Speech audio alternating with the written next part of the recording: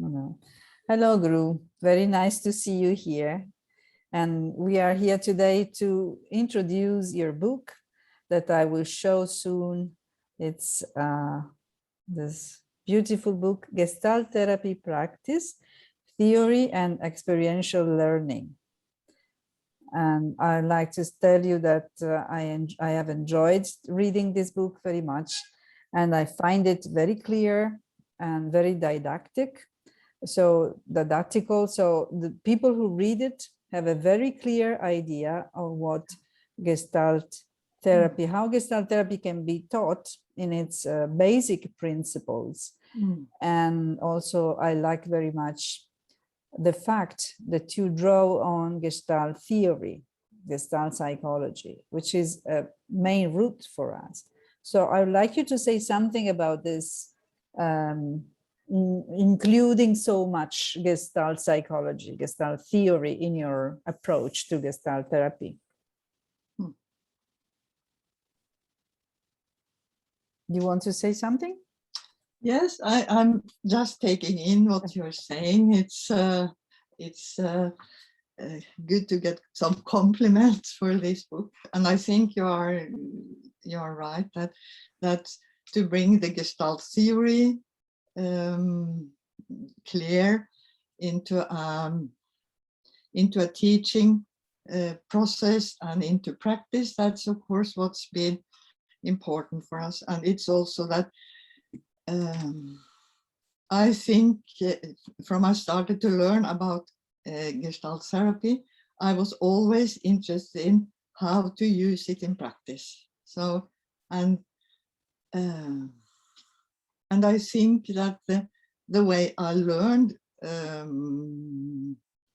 Gestalt therapy was just that we learned about the theory in an experiential way, that we learn. That's how you learn Gestalt therapy or theory, I think, mostly.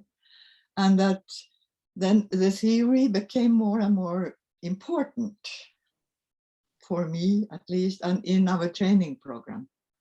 You know, we have been doing this training program for 35 years. 45 years, yes. 35 years. 35 years, okay. Yes, we started in 86, and you know, my dear husband Dan brought the training program from Holland, from the Netherlands, and actually we built on that from the beginning. And this book is actually built on the foundation from actually the first training program from the Netherlands. So that's it's a long route. And Dan trained, Dan van Balen, your husband, yes. He trained there in the Netherlands. Yes. Can you say something about that? With whom or? Yes, he trained with Nell Interveld, who was the first, as far as I know, to introduce Gestalt therapy into the Netherlands. And I think it's also Bob Resnick was there, and together with Nell, they actually established the Dutch Institute and later the Dutch-Belgium Institute. And Dan was a trainer there. Yeah. So when he came to Norway and I met him, he brought this Dutch-Belgium program to us. Yeah, I remember your institute very well because I think I met you when I was the first turn of my presidency in the EAGT, the European Association for Gestalt Therapy. And there I met Dan and you, and then we had many possibilities to exchange our teachings, you know, because I was invited in your program. And I was always impacted, impressed by your respect to different Gestalt approaches, you know, it's because you have welcomed approaches that were not just the same as the ones that you taught.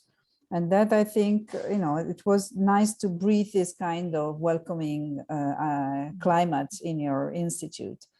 And also your institute is approved by the state. So it's a very, how can we say, structured institute with structured lectures and so on. And I think that this gives a lot of advantage because, I mean, in the book, because you can see in the book that all the topics are approached in a very structured way, very simple, respectful, and with a lot of examples. So can you say something about how the book was conceived and, you know, the Yes. choices that you made? There is also a co-author.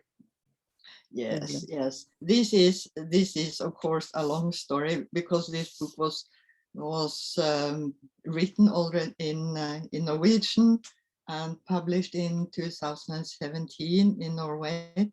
And then I wrote it together with a colleague of mine who actually became ill during our writing period. But she was, she is, but mostly she was a very structured and very clear intellectual and pedagogic woman, I think. So together we could make, I like you say, a very good structure. So I started to write like I teach, and then she started to look to how can we put this together. And I think we started it 2014 or something. And then because it was clear for us that we wanted to write how we were teaching and what we were teaching. And we were missing literature about how you combine the theory with practice. I mean, there are a lot of good Gestalt books on different subjects, but we all the time were missing this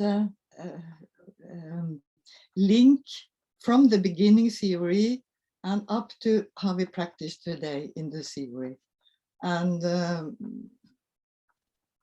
so Åshild, my colleague, she really made good structure, and I agreed with her. And the more I look to the structure of the book, the more I like it, because it's really, it's the roots, and then there are these fundamental concepts, the theory, and then how to practice it. Yeah. And it's, yeah, I like that very much too. And what is the name of the colleague who is no longer? Åshild Krüger. Yeah. She is retired, and she was ill during the process, but the fundamental part is built on what she and I brought in together. So yeah, she's the co-author. She's the co-author, actually. She is a co-author, but she is the number 2. Yes. So, and the translation she has only approved. She has not been involved in the translation, actually. But she has been important, and you know, the whole institute has supported us in this writing. Very fine.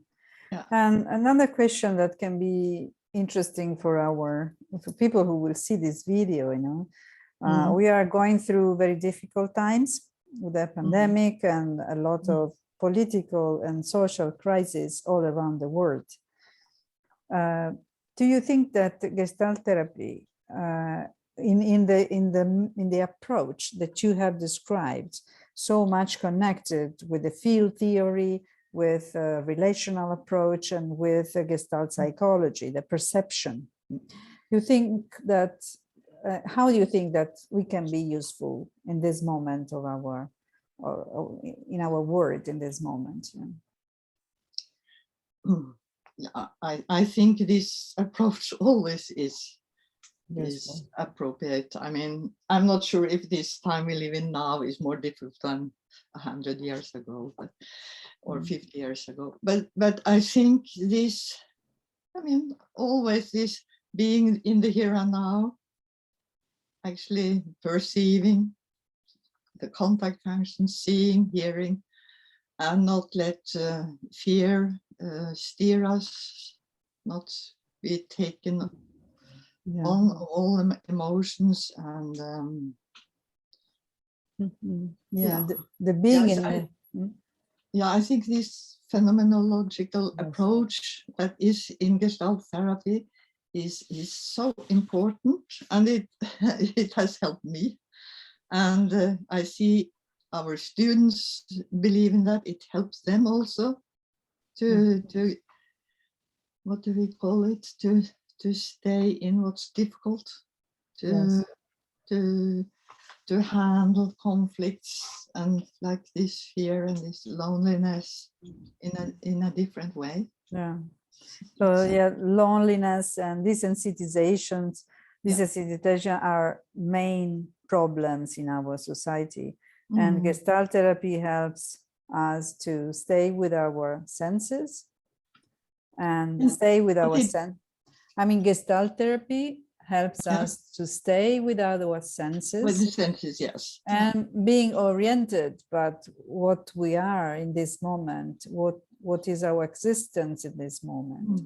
So this is something that can be very useful, not so much to understand the causes or to change our behavior according to what can be better, but to stay with what we are. Do not deny our fears, as you said, do not deny our senses, even if we are scared and we are traumatized in this moment. Yeah? So I want to thank you for having written this book, because it will give a lot of students the basis for Gestalt therapy, theory and practice. And so I wish good luck to this book, because it's a very good book. And I am proud. I'm proud that it is into the Gestalt therapy book series. You know, it's part of this.